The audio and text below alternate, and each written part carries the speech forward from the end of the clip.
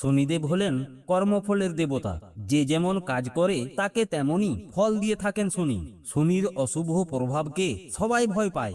শনির দশার কবলে পড়লে জাতক নানাভাবে ক্ষতিগ্রস্ত হয়। শনির অশুভ দশার মধ্যে একটি হলো সাড়ে সাতি এবং অন্যটি হলো ধাইয়া। জেনে নেওয়া যাক শনির এই দুই অশুভ দশার মধ্যে কি পার্থক্য রয়েছে এবং এই শনির দশা থেকে মুক্তির উপায় বা কি আছে। বৈদিক জ্যোতিষ অনুসারে শনি সবচেয়ে ধীর গতিতে নিজের স্থান পরিবর্তন করে। এক রাশি থেকে অন্য রাশিতে যেতে শনির 2.5 বছর সময় লাগে। সেই কারণে গোটা রাশিচক্রকে ঘুরে আসতে শনির 30 বছর সময় লাগে। শনির সাড়ে সাতি ও ধাইয়া দশার নাম শুনলেই অনেকে ভয় পেয়ে যান, কারণ এই দুই দশাই জাতকের আর্থিক ও শারীরিক সমস্যাকে বাড়িয়ে তোলে। তার মানে এই নয় যে সাড়ে সাতি বা ধাইয়া চলাকালীন জাতক সব সময় বিপদের মধ্যে থাকে। চলুন জেনে নেওয়া যাক শনির সাড়ে সাতি দশাটা আসলে কি।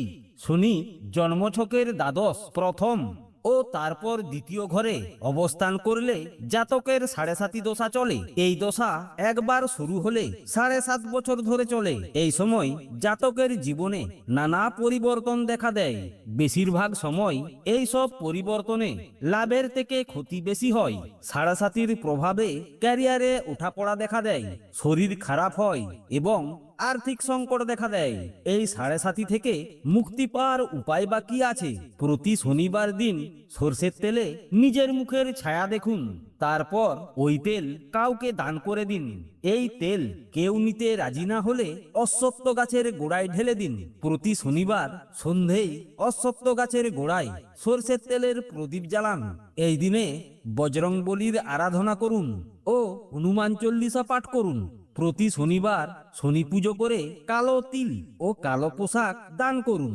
এরপর আসছি শনির ধাইয়া দশা নিয়ে। জন্মছকে শনি চতুর্থ বা অষ্টম ঘরে থাকলে ধাইয়া চলে।